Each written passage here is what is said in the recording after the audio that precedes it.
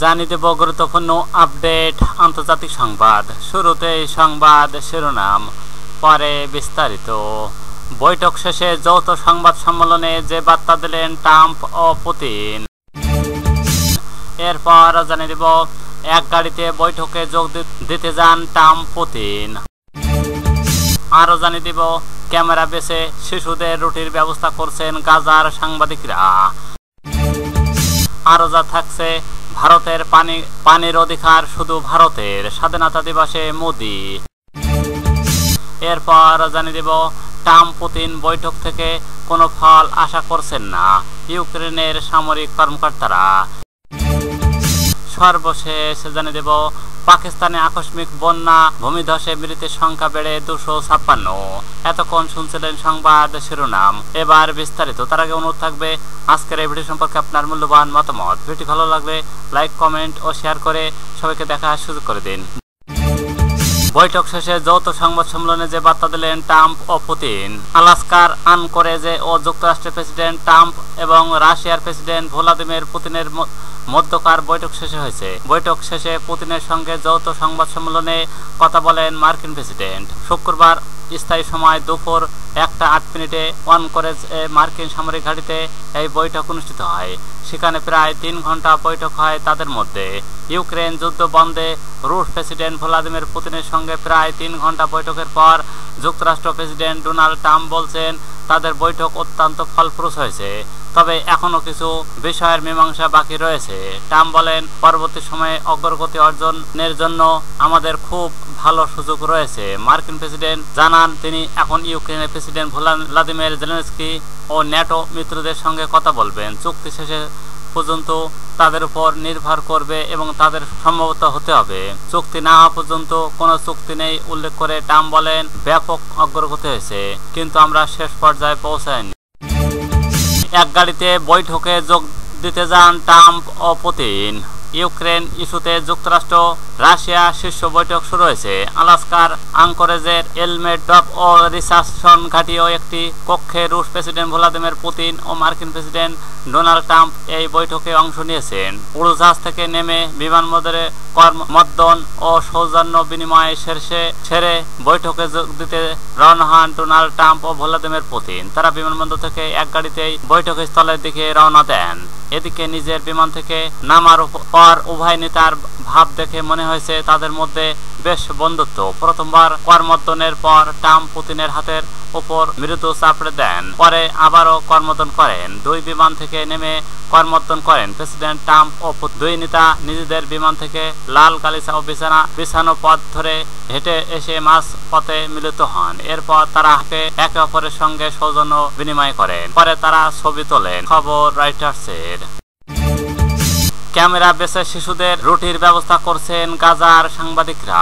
গাজার ফ্রিল্যান্স ও সাংবাদিক বশির আবু আল সায়েদ 42 বছর বয়সী এই ব্যক্তি নিজের ক্যামেরা দিয়ে গাজার ভয়াবহ চিত্র বিশ্বের সামনে তুলে ধরে। সাংবাদিকতা করেই চলে তার রুটি রোজ, কিন্তু ইসরায়েলের অমানবিক তার সন্তানরা ঠিকমতো খেতে পারছে না। চরম দারিদ্রতার দিন পার করছেন বশির। এবার উপায় না পেয়ে ক্যামেরা বেছে রুটির ব্যবস্থা করছেন অবরুদ্ধ গাজার এই সাংবাদিক। নিজের অতি প্রিয় ক্যামেরাটির পোস্ট দিয়েছিলেন।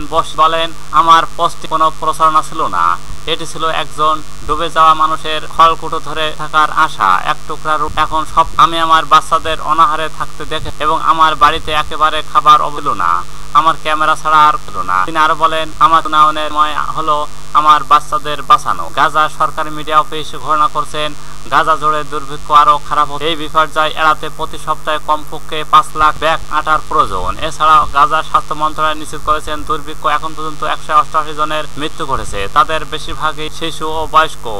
এদিকে ক্ষুধাজনিত অসুস্থতায় ভুগছেন এমন মানুষের সংখ্যা প্রতিদিনই বাড়ছে। এই সংকটে গুরুতরভাবে ক্ষতিগ্রস্ত সাংবাদিক আহমেদ আবদেল আজিজ বলেন, গাজার পরিস্থিতি অবিশ্বাস্য। ক্ষুধার জ্বালায় মানুষ রাস্তায় পড়ে যাচ্ছে। তিনি আর বলেন, সহায়তা কেন্দ্রগুলোতে মৃত্যু ফাঁদ পরিণত হয়েছে। আহমেদ নিজের পরিবারের খাওয়ানোর জন্য তার একটি মাইক্রোফোন বিক্রি করে হয়েছিল, কিন্তু সেটিও টাকা দিয়ে তার পরিবারের মাত্র 2 দিন খেতে পেরেছিল। সাংবাদিক বশিরের মতো তিনি এখনো নিজের ক্যামেরা বিক্রি করার কথা ভাবছেন। আবদেল বলেন, আমরা কেবল যুদ্ধের নথিভুক্ত করি না, আমরা বেঁচে থাকার জন্য আমাদের সরঞ্জাম 1 কেজি আটার দাম 100 শেকেল পৌঁছেছে, যা প্রায় $29। আয়ের কোনো উৎস না থাকায় কারণে এটি অসহনীয় খরচ। ফটো সাংবাদিক যদি ফাঁদে থাকতেও এই রকম পরিস্থিতির মধ্য দিয়ে যাচ্ছেন। গাজার জীবনযাত্রার চিত্র তুলে ধরে আন্তর্জাতিক প্রদর্শনীতে ফাঁদের ছবি ও প্রদর্শন হয়েছে। কিন্তু এখন তিনি আর তার সন্তানদের খাওয়াতে পারছেন না। শেষ পর্যন্ত 1 বস্তা আটার বিনিময়ে তারা পুরো সাংবাদিকতা সংরক্ষণকার সিদ্ধান্ত নেন। ফাঁদি বলে, আমরা কেবল আমাদের পেটের ক্ষুধায় না, বরং আমাদের মর্যাদার অবমাননাতেও ভুগছি। এটি জনগণের অনাহার রাখা এবং তাদের ইচ্ছা ভঙ্গ করার ইচ্ছাকৃত দুর্নীতি। যন্ত্রণার ভারাক্রান্ত কণ্ঠে তিনি আরো বলেন, আমরা মৃত্যুকে নথিভুক্ত করি, তারপর নিজের বেঁচে থাকি। ভারতের পানির অধিকার শুধু ভারতের। স্বাধীনতা দিবসে মোদি। ভারতের ৭৯তম স্বাধীনতা দিবসে লাল কেল্লা থেকে জাতির উদ্দেশ্য দেওয়া 12তম ভাষণে প্রধানমন্ত্রী নরেন্দ্র মোদী দেশবাসীর জন্য দিলেন দ্বিগুণ বার্তা। অর্থনীতিতে স্বস্তি আনার প্রতিশ্রুতি এবং সীমান্তে নিরাপত্তা সুনিশ্চিত করার সংকল্প। শুক্রবার সকালে প্রায় 2.25 ঘন্টার ভাষণে একদিনে রিপাবলিকের আগে জিএসটি ও সরলীকরণের ঘটনা, অন্যদিকে কাশ্মীর পহেলগাম হত্যাকাণ্ড, অপারেশন সিঁদুরের প্রসঙ্গে টেনে পাকিস্তানকে কড়া বার্তা শোনালেন। তীব্র কণ্ঠে বলেন, ভারতের পানির উপর অধিকার শুধু ভারত, তার কৃষকদের। মোদির ভাষণের শুরুতেই এই দিন উঠে এলো অর্থনীতির প্রসঙ্গ। জানালেন, কেন্দ্র সরকার পূর্ণ পরিষেবা ব্যবস্থা বড় ধরনের সংস্কার আনছে। নতুন কাঠামোতে করে দেওয়ার প্রক্রিয়া সহজ হবে, ব্যবসা বাণিজ্য জটিলতা কমবে, সর্বোপরি সাধারণ মানুষের উপর থেকে করের চাপ কিছুটা হলেও লাঘব হবে। মোদির কথায়, এই রিপাবলিতে আমি আপনাদের জন্য দ্বিগুণ আনন্দের ব্যবস্থা করছি। আমরা নতুন প্রজন্মের জন্য জিএসটি সংস্কার আনছি। এর ফলে গোটা দেশের করের বোঝা কমবে। ট্রাম্প পুতিন বৈঠক থেকে কোনো ফল আশা করছেন না ইউক্রেনের সামরিক কর্মকর্তারা। যুক্তরাষ্ট্র রাশিয়া প্রেসিডেন্ট ডোনাল্ড ট্রাম্প ও ভ্লাদিমির পুতিন আলাস্কায় এক সম্মেলনে অংশ নিচ্ছেন। 2 রাষ্ট্রপ্রধান আলাস্কার দিকে যাত্রা করায় যুদ্ধরত ইউক্রেনীয় কমান্ডাররা জানিয়েছেন যে তারা নেতাদের এই বৈঠক থেকে কোনো গুরুত্বপূর্ণ ফল আশা করছেন না। শুক্রবার 15 আগস্ট এক প্রতিদিনে এই খবর দিয়েছেন সিএনএন। পূর্ব ইউক্রেনে দায়িত্বরত ইউক্রেনীয় সেনা কর্মকর্তা ফেরহি তোসেহৎস্কি বলেন, আমি এই বৈঠক থেকে কোনো ফল আশা করছি না। তারা কিছু আলোচনা করবে, সম্মত হবে, কিন্তু কোনো অর্থ রাশিয়ানদের বিশ্বাস করা যায় না। তারা এক কথা বলে অন্য কাজ করে। তিনি হতাশ প্রকাশ করে বলেন, ট্রাম্প পুতিনকে যুদ্ধ অপরাধী বা হত্যাকারী হিসেবে নয়, বরং বৈধ নেতা হিসেবে দেখছেন। পাকিস্তানে আকস্মিক বন্যা, ভূমিধসে মৃতের সংখ্যা বেড়ে 256। পাকিস্তানের বিভিন্ন স্থানে ভারী বর্ষণে সৃষ্ট আকস্মিক বন্যায় ভূমিধসে মৃতের সংখ্যা বেড়ে 256 জনে দাঁড়িয়েছে। দেশটি খাইবার পাখতুনখোয়া ও গিলগিট ও বালুস্তান, আজাদ জম্মু কাশ্মীরের বিভিন্ন জেলায় এই প্রাণহানি ঘটে। খবর সামা টিভি। প্রতিদিনে বলা হয়, শুধু খাইবার পাখতুনখোয়াতেই গত 24 ঘন্টায় ঘটনায় 189 জন নিহত, 21 জন আহত হয়েছেন।